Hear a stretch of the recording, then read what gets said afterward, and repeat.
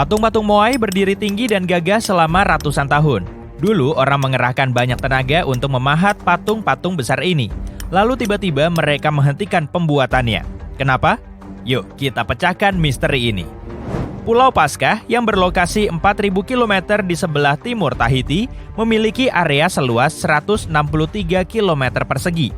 Sampai saat ini, Pulau Paskah adalah salah satu pulau paling terpencil di dunia.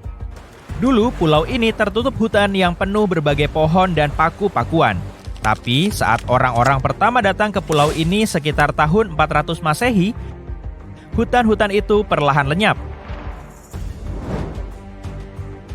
Sejak 1250 Masehi, patung-patung Moai muncul di seluruh pulau.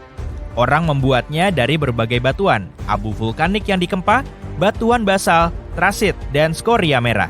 Karena ini pulau vulkanik, inilah semua bahan yang harus dipakai pembuat patung. Dan begitu pekerjaan selesai, mereka menutupi karya itu dengan batu apung.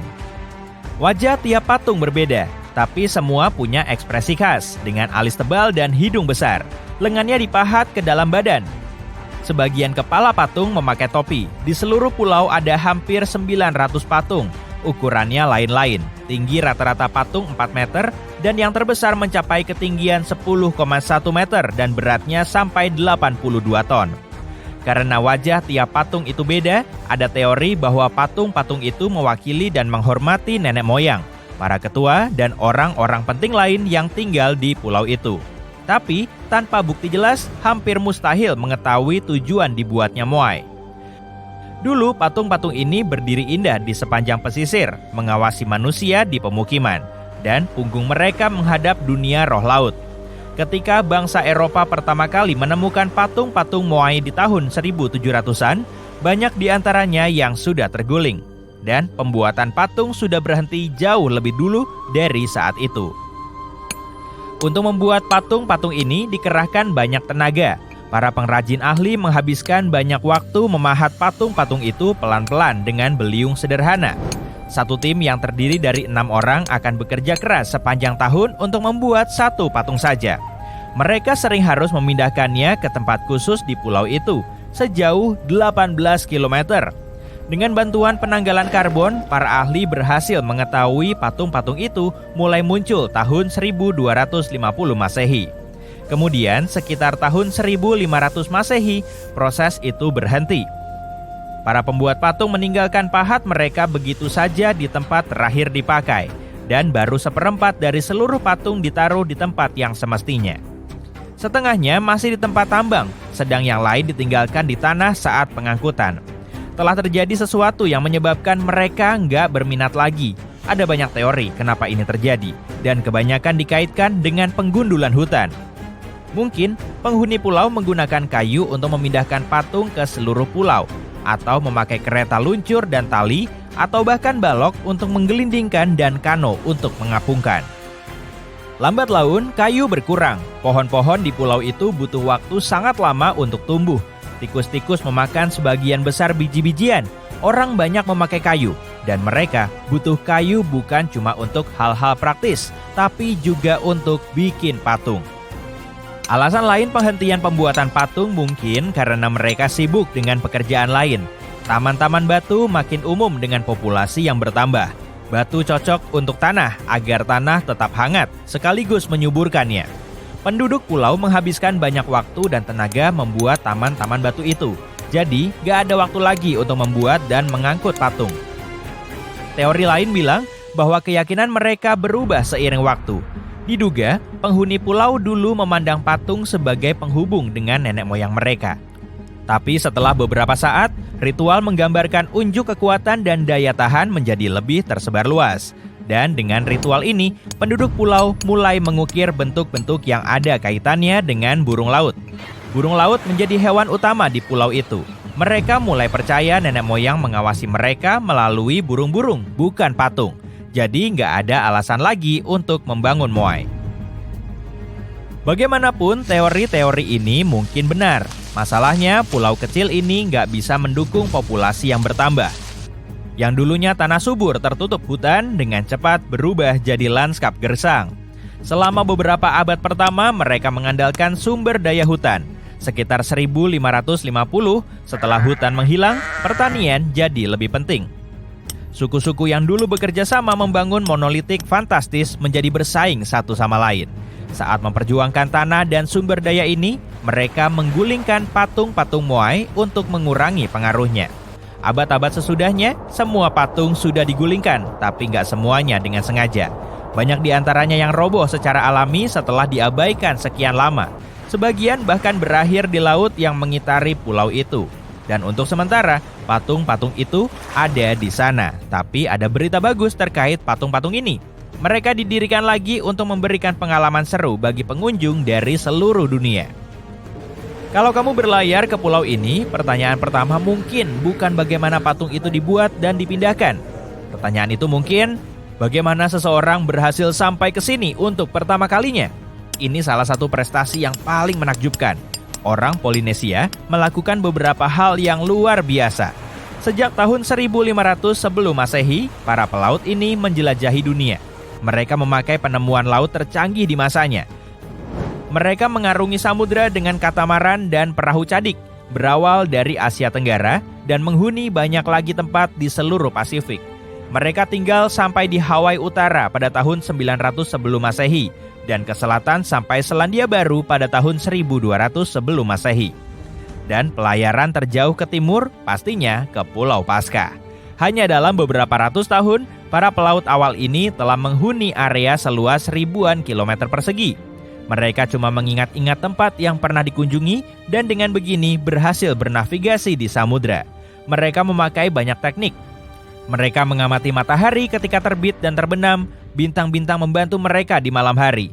Jika keadaan mendung dan para pelaut itu nggak tahu arah secara visual, mereka memakai metode cerdas lain. Mereka mengamati gerakan arus laut dan pola gelombang serta memperhatikan biopendar di dalam air. Pola ini membantu mereka menemukan lokasi pulau tertentu. Para pelaut ini bahkan tahu bagaimana pulau-pulau dan atol di kejauhan menyebabkan gangguan udara dan laut. Burung-burung juga memberi pertanda kepada mereka. Sebagian burung bermigrasi jauh dari satu pulau ke pulau lain yang memberi pelaut semacam koneksi visual untuk rute mereka. Burung-burung jenis lain punya waktu makan tertentu. Para pelaut tahu kapan dan di mana mereka berburu dan mengarahkan perahu mereka ke tempat burung-burung ini makan. Orang Viking terlalu banyak disanjung dalam hal kemampuan berlayar. Ketika orang Viking memakai kompas matahari, orang Polinesia awal hanya mengandalkan pengetahuan tentang bagaimana alam sendiri bisa memandu mereka. Keahlian mereka begitu maju hingga tahun 1769, Kapten James Cook, penjelajah asal Inggris, bahkan mempekerjakan navigator Polinesia karena pengetahuannya yang luas tentang laut. Tapi yang lebih mengejutkan lagi, dia bisa menggambar peta berdasarkan ingatan. Peta ini mencakup area seluas 3.200 km. Di wilayah ini ada 130 pulau dan navigator itu tahu nama 74 dari semua pulau itu. Pada awal pelayaran mereka, Kapten Cook sering meremehkan nasihat navigator itu, tapi menjelang akhir pelayaran mereka, dia sangat terkesan. Dia juga mengakui mungkin orang Polinesia merupakan bangsa yang paling tersebar luas di bumi. Yuk, ikut aku jalan-jalan ke tempat-tempat penuh misteri. Ayo, ini bakalan seru kok. Perhentian pertama kita adalah Peru. Peninggalan misterius di Amerika Selatan, Nazca Lines, adalah jejak yang ditinggalkan di gurun pasir bernama sama, Gurun Nazca. Jejak ini disebut geolith dan dibuat antara tahun 500 sebelum Masehi sampai 500 Masehi. Karena gurun beriklim stabil, sebagian besar Nazca Lines bertahan hingga kini. Orang Nazca membuatnya dengan membuang lapisan atas kerikil dan menampakkan tanah di bawahnya. Warna tanah berubah dari coklat kemerahan jadi abu-abu kekuningan hingga garis-garis itu selalu kelihatan lain. Kebanyakan geolith terdiri dari berbagai garis dan bentuk geometri sederhana. Tahun-tahun belakangan ini, drone membantu menjelajah beberapa bentuk baru. Desain hewan dan tanaman menarik perhatian para arkeolog. Mereka menemukan gambar laba-laba, monyet, anjing, kucing, dan manusia, serta bentuk bunga. Para ahli belum tahu tujuan berbagai desain ini. Sebagian bilang dalam budaya Nazca, orang menganggap berbagai motif ini punya arti penting khusus. Jadi, mungkin mereka membuat bentuk-bentuk ini agar dilihat dewa-dewa mereka di langit. Perhentian kita berikutnya adalah Belly's Blue Hole, atau yang dikenal turis dan penyelam sebagai Great Blue Hole. Apa kamu tahu ini lubang laut terbesar? Gua laut ini tenggelam 10.000 tahun lalu ketika zaman es pungkasan berakhir. Saat ini ada ribuan stalaktit dan stalagmit yang bisa dijelajahi di area ini. Ingat, cuma penyelam berpengalaman yang boleh bikin penemuan baru di situs ini. Lubang ini begitu dalam dan kompleks, hingga seorang penyelam amatir nggak akan mampu mengatasinya. Tempat ini jadi terkenal di seluruh dunia setelah tahun 1971 ketika ilmuwan Christian Lascaux mengunjungi situs itu. Kita sekarang ada di salah satu situs bawah air paling misterius dan kurang dieksplorasi di bumi. Oke, aku nggak akan membahas legenda kapal-kapal hilang dan hantu. Tapi, aku harus bilang bahwa segitiga Formosa punya reputasi mengerikan di kalangan pelaut dan pilot. Ini seperti segitiga bermudanya Samudra Pasifik. Lokasi persis segitiga Formosa masih diperdebatkan karena beberapa laporan mengklaim jarak yang berbeda-beda. Versi yang terpopuler adalah segitiga ini berlokasi di dekat pesisir Jepang. Ini adalah salah satu pusaran air keji di bumi, yaitu area tempat tarikan gelombang elektromagnetik planet ini lebih kuat dibanding tempat-tempat lain. Sejumlah nelayan Jepang telah menghilang ke dalam perairan ini. Pesawat dan kapal modern juga bernasib sama. Ini fakta keren biar kamu agak terhibur. Pada tahun 2013, game Tomb Raider muncul dan kisahnya terjadi di pulau bernama Yamatai. Area ini terkenal dengan badai dahsyat dan kapal-kapal yang hilang. Menurut game tersebut, pulau ini ada di Jepang Selatan. Kita bergerak ke tempat bereputasi mengerikan lain. Kali ini berupa habitat yang lebih sempit. Inilah Danau Natron di Tanzania Utara. Kenapa danau ini begitu berbahaya? Pertama, danau ini sangat basah karena gunung berapi di dekatnya. Ini bikin danau itu beracun bagi kebanyakan hewan. Air danau itu tinggi kandungan sianobakteri. Alga ini melepas bahan kimia yang berbahaya bagi organisme yang meminumnya. Perairan ini bisa bikin burung dan hewan mengalami pengapuran serta mengubahnya jadi versi mumi mereka. Agak mirip kisah Medusa ya. Danau ini perhentian terakhir kebanyakan hewan, tapi bukan semuanya. Burung flamingo misalnya nggak terdampak oleh airnya yang basah. Justru danau ini adalah salah satu dari sedikit tempat burung ini berkembang biak dan bertahan. Selain tenar dengan hewan batu, danau ini juga tersohor dengan warnanya yang orisinal. Air danau itu kadang berubah jadi merah karena alga. Kelihatannya keren dan kayak berasal dari dunia lain. Perubahan warna ini bisa dilihat dari ruang angkasa. Sebagian perusahaan pariwisata menambahkan destinasi ke danau ini bersama perjalanan safari. Tapi, amankah mendekati gunung berapi? Danau itu menampung air hujan sepanjang tahun, tapi air ini sudah menguap bahkan sebelum sampai di permukaan. Hujan semacam ini disebut phantom rain atau hujan hantu. Karena dekat dengan gurun dan gunung berapi, danau ini benar-benar panas. Suhunya bisa naik sampai 60 derajat Celcius di musim panas. Jadi, sebagian aman bagi manusia, tapi sebagian besar adalah zona yang dilarang dikunjungi. Tempat lain yang kayak berasal dari planet lain adalah Gua Mobile di Romania. Udaranya lain dari atmosfer luar, kadar oksigennya rendah dibandingkan udara terbuka. Selain itu, ekosistemnya unik. Gua ini sudah ditutup selama 5,5 juta tahun. Gua ini nggak berhubungan dengan dunia luar. Lokasi ini menjadi tempat tinggal berbagai makhluk yang nggak ada di tempat lain di bumi. Hasil evolusi berbagai spesies ini lain karena tinggal di tempat terbatas dan kondisi tak bersahabat. Misalnya, kebanyakan penghuni Gua Mobile lahir tanpa mata. Kulit yang tembus pandang dan antenanya sangat panjang untuk membantu hewan-hewan itu bergerak dalam gelap.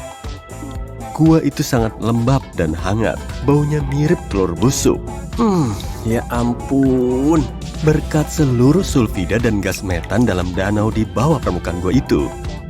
Gimana cara berbagi spesies sampai di sana ya? Ilmuwan belum tahu pasti. Mungkin mereka nggak sengaja sampai di sini dan terjebak di gua itu, atau mencari habitat yang lebih banyak mengandung belerang untuk hidup setelah perubahan iklim di belahan bumi utara karena Laut Mediterania mengering. Tempat misterius lain dalam daftar kita adalah Gunung Nemrut, Turki. Gunung ini memiliki satu kompleks monumen dengan kuil dan makam. Monumen ini dibangun raja di Raja Iran, Antiochos. Di Gunung Nemrut ada patung raja itu sendiri, 2 singa, 2 elang, dewa Zeus, Hercules, dan Apollo. Dulu, patung-patung itu berukuran sebenarnya. Variasi suhu musiman dan harian, angin, akumulasi salju, dan paparan sinar matahari berdampak buruk pada patung-patung itu.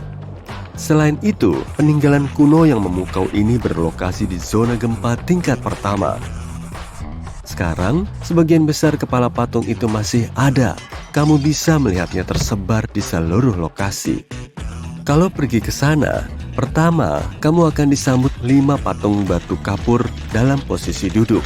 Monumen ini unik karena bentuk, ukuran besar, bahan, dan desain yang kompleks. Teknologi yang digunakan untuk membangun bukit pemakaman dan patung-patung itu sangat maju dan unik bagi periode masa itu. Bayangkan, kamu lagi mendaki gunung dan melihat konstruksi kuno ini muncul entah dari mana. Gimana perasaanmu? Misteri berikutnya adalah fosil berbentuk heksagon atau paleodiktion. Kamu bisa menemukannya di berbagai bagian laut dalam. Menariknya, tak seorang pun tahu siapa seniman yang membuatnya. Paleodiktion kelihatan mirip sarang madu. Lebah madu tidak masuk hitungan karena nggak bisa bikin sarang di bawah air. Jadi apa yang mungkin menghasilkan kreasi simetris ini? Belum diketahui apa ini fosil jejak atau organisme tersendiri. Gak ada penjelasan pasti bagi misteri yang umurnya berabad-abad ini. Kamu pernah dengar hutan bengkok? Ini hutan aneh di Polandia. Lebih dari 400 pohon pinus, bengkok hampir 90 derajat pada batangnya. Gak heran hutan ini juga terkenal dengan kisah-kisah seramnya. Kita belum tahu alat atau teknik macam apa yang harus dipakai agar pohon tumbuh atau bengkok seperti itu. Mungkin sesuatu yang ada kaitannya dengan alam itu sendiri, kayak badai salju. Belum ada keterangan jelas tentang penyebab kebengkokan ini. Perhentian terakhir kita hari ini adalah India. Tiap tahun di kuil Kamakhya Devi terjadi sesuatu yang misterius. Selama 3 hari, Sungai Brahmaputra di samping kuil itu berubah warna jadi merah. Legenda menjelaskan itu kreasi Kamakhya yang sangat dihormati masyarakat lokal. Dan kuil itu dinamakan sesuai namanya. Tapi mungkin juga nggak ada misteri atau teologi yang terlibat. Geologi menjelaskan warna merah berasal dari tingginya kadar zat besi tanah yang berhubungan dengan sungai. Selain itu, sistem gua bawah tanah juga kaya merkuri sulfida. Nah, apa kamu ingin mengunjungi salah satu tempat misterius dalam daftar ini? Kamu tahu gimana rasanya berusaha memecahkan misteri sepanjang hidupmu? Enggak? Nah, Detektif Anderson tahu. Selama hampir 30 tahun bekerja untuk polisi, dia telah memecahkan banyak teka-teki, menangkap ratusan perampok, dan menyelamatkan ratusan nyawa. Dalam catatannya, ada sejumlah besar kasus yang telah dipecahkan dengan sukses. Pada usia 25, dia menangkap pencuri yang mengubah wajahnya dengan operasi plastik sekali setahun. Ketika Anderson berusia 30, banyak tahanan meloloskan diri dari berbagai penjara di seluruh dunia. Detektif itu sukses memecahkan kasus ini. Pada usia 38, dia menemukan pangkalan rahasia suatu ordo terlarang di mulut gunung berapi. Sampai usia 50-an, dia berhasil menjelaskan semua hal yang paling gak bisa dijelaskan di dunia. Tapi ada sesuatu yang gak bisa dipecahkannya. 2 misteri dari tahun 50-an. Kasus pesawat yang hilang. Selama bertahun-tahun, Anderson mempelajari semua detail teka-teki ini. Sayangnya, saat cerita ini dimulai, dia masih terlalu muda. Yang dia miliki cuma dugaan dan catatan. Tapi baru-baru ini, suatu pikiran tiba-tiba menghampirinya. Untuk pertama kali dalam bertahun-tahun, dia merasa akhirnya bisa memecahkan misteri ini. Tapi untuk itu, dia harus menyelami cerita ini lagi. Jadi, dia membuka lemari dan membaca 2 majalah tua berisi artikel mendetail tentang insiden ini. Yang pertama terjadi di musim panas tahun 1955. 1 Juli, penerbangan Pan Am 914 akan berangkat dari Bandara New York dengan 61 penumpang. Pesawatnya model Douglas DC-4, nggak seperti pesawat modern. Pesawat ini memakai baling-baling raksasa, bukan turbin. Jadi, semua penumpang memakai sabuk pengaman. Pesawat melaju di landasan pacu, menambah kecepatan, dan lepas landas. Pesawat naik ke angkasa dan hilang dari pandangan. Tujuannya ke Florida. Lama penerbangan harusnya 3 jam. Layanan dispatcher mengamati pesawat di radar mereka ketika tiba-tiba Pan Am 914 lenyap. Operator mencoba menghubungi pilot, tapi nggak ada respons. New York melaporkan ini ke Florida. Mereka bilang juga nggak bisa melihat pesawat itu. Biasanya, para pilot mengontak lewat radio jika pesawat menabrak atau memasuki badai. Tapi kali ini, nihil. Setelah beberapa kali upaya untuk menghubungi gagal, mereka memberangkatkan operasi pencarian besar-besaran. Komunikasi dengan pesawat itu terganggu saat pesawat terbang di atas Samudra Atlantik. Karena itu, maskapai harus mengakui bahwa pesawat jatuh ke air. Tapi versi ini nggak punya bukti.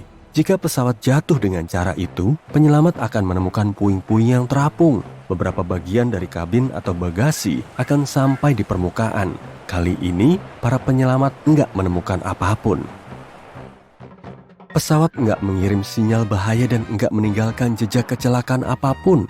Sepertinya pesawat menguap begitu saja. Orang melupakan bencana ini selama 37 tahun. Kemudian, sesuatu yang ganjil terjadi. 1992, Venezuela, Bandara Caracas. Menara pengawas menerima sinyal ada pesawat tak dikenal mendekati mereka. Ini aneh, sebab nggak seharusnya pesawat itu berada di sana. Saat itu, nggak ada jadwal penerbangan. Pesawat itu mendarat. Petugas dispatcher dan staf bandara lain menyadari ada yang salah di sini. Pesawat itu tampak tua dengan baling-baling besar, alih-alih turbin. Setelah mendarat, pilot mengontak bandara. "Kami di mana?" Petugas dispatcher meminta pilot mengidentifikasi diri. Beberapa detik kemudian, dia menerima jawaban. "Kami Pan Am, penerbangan 914, berangkat dari New York ke Florida dengan 4 orang kru dan 57 penumpang." Petugas dispatcher nggak tahu apa yang harus dilakukan. Dia dan staf bandara mengenali pesawat macam apa yang mereka lihat. Apa yang dilakukan pesawat ini setelah 37 tahun dan hampir 1995 km jauhnya dari destinasinya? Setelah beberapa detik, dispatcher yang terkejut itu menyalakan mikrofon dan bilang, "Sekarang 9 September 1992, kalian tahu itu?" Jeda panjang mengikuti. Lalu pilot merespons panik. "Oh tidak, Jimmy, di mana kita? Tidak, menjauh. Ayo pergi sekarang." Staf bandara melihat pilot itu melambaikan tangan dengan takut melalui kaca. Lalu, dia menyalakan mesin dan menjalankan pesawat di landasan pacu. Pan Am 914 menambah kecepatan dan lepas landas. Dispatcher mencoba menghentikannya, tapi pilot nggak merespons. Pesawat lenyap di angkasa, dan tak ada orang lain yang mendengar kabarnya sejak hari itu. Detektif Anderson selesai membaca artikel tersebut. Dia mengernyit dan memandang keluar jendela. Tetes-tetes air hujan menerpa kaca. Badai di luar dengan sempurna menggambarkan yang terjadi di benaknya saat itu. Tampaknya dia tahu apa yang terjadi dengan pesawat itu. Semua petunjuk ada di sana, tepat di depan matanya. Tapi agar tahu pasti, Anderson harus meneliti kasus berikutnya. Ini artikel lain yang berasal dari tahun 1989. Kejadiannya tahun 1954. Santiago Airlines penerbangan 513 lepas landas dari bandara Jerman Barat. Pesawat itu harusnya mendarat di Brasil dalam 18 jam. Ada 88 penumpang dan 4 kru di pesawat. Pesawat bersembunyi di balik awan dan lenyap dari semua radar. Pengawas lalu lintas udara mencoba mengontak para pilot tapi tidak ada respons. 18 jam kemudian, mereka menghubungi bandara di Brasil. Para dispatcher tidak bisa mengonfirmasi pendaratan pesawat dan juga tidak bisa mengontak para pilot. Operasi pencarian berlangsung beberapa bulan, tapi mereka nggak menemukan apapun. Persis seperti kasus Pan Am 914. Pesawat itu lenyap dari radar ketika terbang di atas Samudra Atlantik. 2 tahun kemudian, operasi pencarian berhenti dan Santiago Airlines menghentikan aktivitasnya. 12 Oktober 1989, pengawas bandara di Brasil melihat pesawat penumpang yang tiba-tiba muncul di radar mereka. Pesawat itu nggak menjawab pertanyaan staf bandara dan cuma berputar di atas pangkalan udara itu. Setelah beberapa menit, pesawat itu mendarat dan tak terjadi apapun. Tak seorang pun membuka pintu pesawat. Para penumpang gak keluar. Para pilot gak merespons. Pesawat dalam kondisi sempurna. Salah satu petugas dispatcher tahu ini Santiago Airlines penerbangan 513 yang lenyap dan dianggap hilang selama 35 tahun. Staf bandara mendekati pesawat dan membuka pintu-pintunya. Yang mereka lihat di sana menakutkan. Para polisi, staf pabean, dokter, detektif, dan anggota staf bandara lain berkumpul di sekeliling pesawat. Nggak ada yang tahu apa yang harus dilakukan berikutnya. Di atas pesawat, nggak ada manusia hidup yang bisa menyampaikan kebenaran. Pesawat itu lenyap tahun 1954 dan muncul 35 tahun kemudian dalam kondisi sempurna tanpa kerusakan apapun. Tak seorang pun memahami apa yang terjadi. Detektif Anderson melihat kedua cerita itu sangat mirip. Pan Am 914 menghilang tahun 1955. Santiago Airlines lenyap tahun 1954. Selisihnya hampir 1 tahun. Anderson menggaruk kepalanya dan melihat detail kecil yang lain. Kedua pesawat hilang dari radar saat terbang di atas Samudra Atlantik. Ada banyak mitos seputar kapal hantu dan fenomena misterius terkait segitiga Bermuda. Detektif Anderson tahu cerita ini, tapi kedua pesawat hilang ini membuatnya bingung. Dia membaca kedua artikel itu dan mengerti semuanya. Tepat, solusinya di sana, di depan matanya. Kedua cerita itu ditulis di surat kabar yang sama. Sebenarnya, nggak ada dispatcher yang berkomunikasi dengan kedua pesawat itu. Nggak ada yang diketahui seputar penumpang. Tak satu pun surat kabar kecuali koran ini yang memuat berita kedua pesawat hilang itu. Sepertinya mereka cuma mengambil cerita yang sama dan mengganti tanggal, lokasi, dan nama penerbangannya. Ya, kasus terpecahkan. Semua itu berita bohong. Hujan reda. Detektif Anderson menatap keluar jendela dan mendengar bunyi kereta lewat. Dia ingat cerita ganjil dan bohong yang lain. Kisah kereta hantu ini terjadi di Italia tahun 1911. 100 penumpang naik kereta milik perusahaan kereta Zanetti. Kereta ini berjalan melintasi area bergunung-gunung yang indah, memasuki terowongan gunung dan menghilang. Tak ada yang melihat kereta tersebut sejak saat itu. Semua penumpang hilang, tapi nggak lama mereka muncul di masa lalu. Ada catatan yang berasal dari tahun 1845. Seorang dokter tak dikenal dari Mexico City menulis tentang 100 orang Italia yang muncul di kota itu entah dari mana. Mereka semua berpakaian aneh dan membicarakan kereta misterius. Ini cerita yang sepenuhnya dibuat-buat. Nggak ada bukti atau catatan tentang kereta ini dan orang-orang yang memasuki masa lalu. Bunyi keras menyela pikirannya. Detektif Anderson mengangkat telepon. Dengan tenang, dia mendengarkan orang di seberang sana. Semenit kemudian, dia menjawab, "Ya." Detektif meletakkan telepon. Ini misteri baru baginya.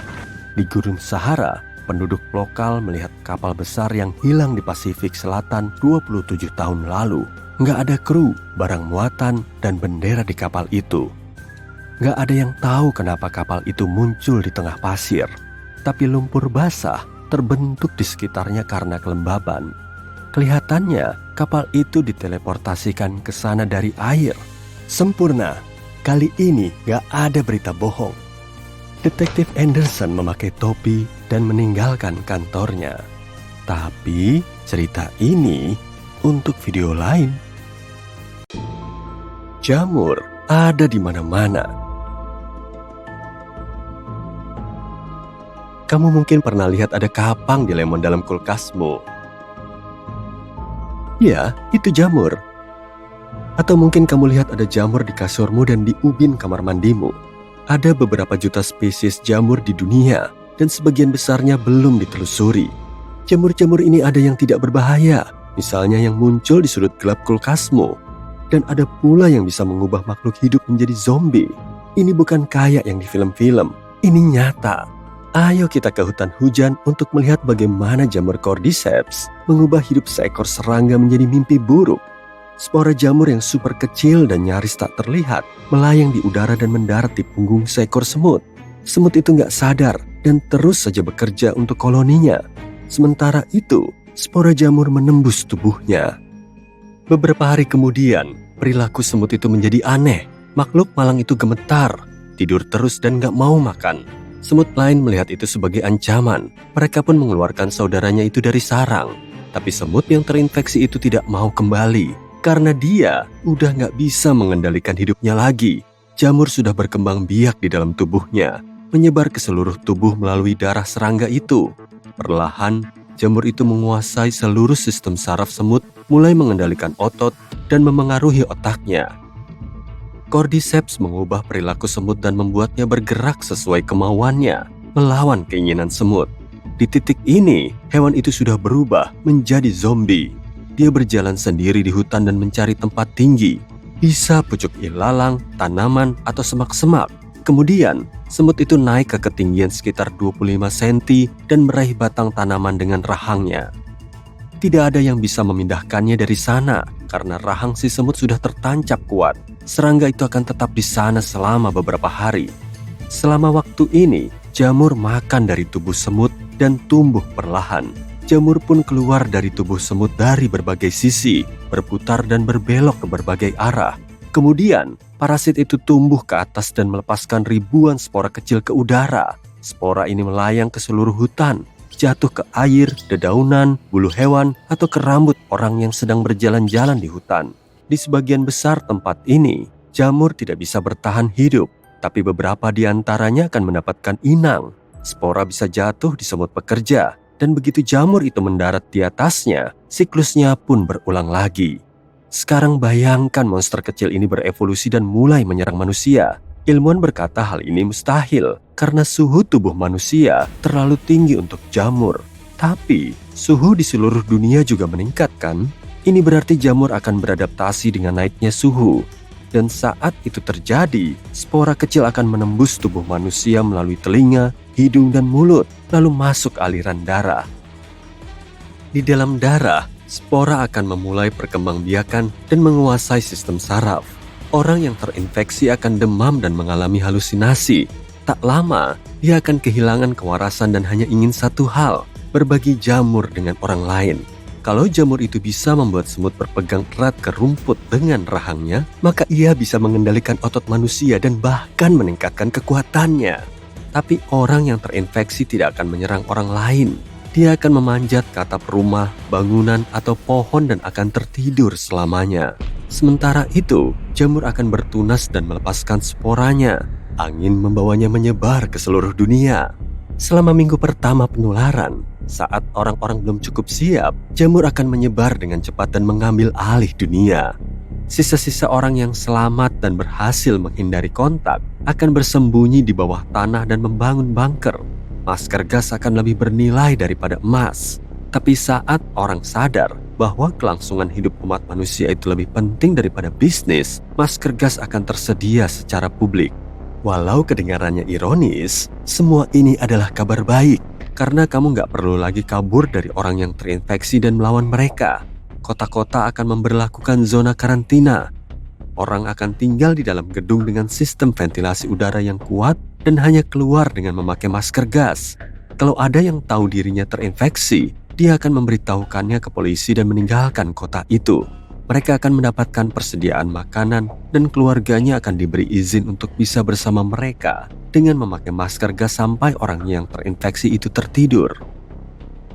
Akan ada jamur di mana-mana. Kamu akan melihat tanaman jamur besar tumbuh di atap-atap dan dinding bangunan. Udara akan seperti kabut karena pekatnya spora. Tapi itu tidak berbahaya kalau kamu pakai masker gas. Kiamat zombie akan tenang dan sunyi. Tapi dunia akan tetap sulit. Bukan karena jamur, tapi karena manusia itu sendiri. Banyak kota akan hancur, anarki akan menguasai dunia, penjara dan perampok bertopeng gas berkeliaran, makanan akan sulit didapat, listrik tidak akan tersedia setiap saat, tapi cuma beberapa jam setiap harinya. Tapi selama masa itu, dalam hati manusia akan muncul harapan akan masa depan yang cerah. Ilmuwan akan menggarap vaksin dan menciptakannya cepat atau lambat. Tapi jamur pun juga akan berevolusi. Mungkin ia bisa mengalahkan vaksin, lalu manusia harus menciptakan penawar baru. Jamur juga akan berusaha berpindah ke inang lain, bisa jadi burung, hewan ternak, dan mamalia lainnya. Bayangkan ada rusa yang terinfeksi dengan jamur yang tumbuh subur di tanduknya. Mikroorganisme akan menguasai dunia, dan populasi makhluk besar akan berkurang. Jamur akan beradaptasi dengan air selama ribuan tahun dan mulai menginfeksi ikan. Dan tak lama, seluruh planet akan berubah menjadi jamur raksasa. Oke, tenang dulu, itu nggak akan terjadi. Dan ini alasannya. Cordyceps sudah menghabiskan jutaan tahun evolusi untuk beradaptasi secara khusus dengan tubuh semut yang dingin. Nggak kurang, nggak lebih. Kemampuan internal jamur itu dirancang hanya untuk menginfeksi serangga tertentu yang hidup di dekatnya. Misalnya Cordyceps dari Thailand gak bisa menginfeksi semut yang ada di Los Angeles. Makanya gak usah takut kalau kamu pikir jamur ini bisa menyerang manusia. Evolusi tidak berjalan secara instan. Ini adalah proses yang panjang dan menantang. Selain itu, jamur tidak punya alasan untuk beralih ke inang yang berdarah hangat. Ia nyaman di lingkungan semut dan gak kesulitan berkembang biak. Jika semut menghilang dan manusia akan mulai hidup berdampingan dengan jamur, maka ia akan memulai evolusinya. Dan itu akan memakan waktu ribuan atau bahkan jutaan tahun perubahan genetik. Tapi kita juga tetap harus berjaga-jaga.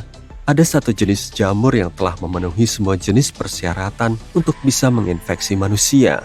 Namanya Candida auris. Jamur ini ditemukan di Jepang pada tahun 2009 dan mengejutkan para ilmuwan saat ditemukan di dalam tubuh manusia. Ahli biologi mengatakan jamur ini bisa berevolusi karena suhu yang meningkat di area tertentu. Beberapa tahun kemudian, jamur ini ditemukan di banyak negara di dunia. Pengobatan anti jamur tidak banyak membantu. Gejalanya sulit dikenali sejak dini. Dan konsekuensi dari infeksinya bisa jadi parah, khususnya pada orang yang imunitasnya kurang. Ilmuwan khawatir dengan mikroorganisme ini, tapi sudah membuat vaksin. Obat ini membantu melawan jamur saat diuji pada tikus. Dan dokter berharap bisa membuat vaksin untuk manusia dalam waktu dekat. Infeksi terjadi melalui cairan tubuh manusia, misalnya darah, air liur, dan dahak. Jamur adalah kingdom khusus di planet kita. Tapi nggak semuanya buruk. Jamur berperan penting bagi bumi untuk mendukung kehidupan. Ia bisa memperkaya tanah dengan zat-zat berharga dan mencerna zat-zat berbahaya. Jamur membantu tanaman keluar dari air dan beradaptasi dengan tanah jutaan tahun lalu. Jamur adalah organisme yang mirip seperti jaring besar. Jaringan khusus berbentuk tabung ini disebut miselium. Kita cuma melihat puncak gunung esnya di sini. Ya, yang kita sebut jamur. Ia tidak cuma punya satu bentuk. Ia bisa berubah, bergerak di labirin bawah tanah, dan berganti haluan. Ada banyak informasi soal ini, tapi kita simpan dulu untuk video lain ya. Sementara itu, jamur juga enak loh kalau ditumis sama bawang bombay dan mentega. Cobain deh.